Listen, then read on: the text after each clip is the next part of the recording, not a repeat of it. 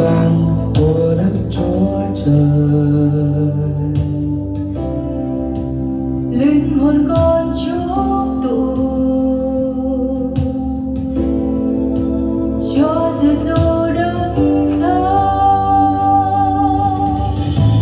Chốn âm ti vực sâu, Giêsu phục sinh vinh quang, Ngài quyền năng thay, quyền năng lớn thay. Kìa khắp đất trời tụng ca, mọi ý quyền trong danh Cha. Hallelujah, Ngài vinh hiển thánh. Linh hồn con chúc tụng trên con của Đức Chúa Trời. Linh hồn con chúc tụng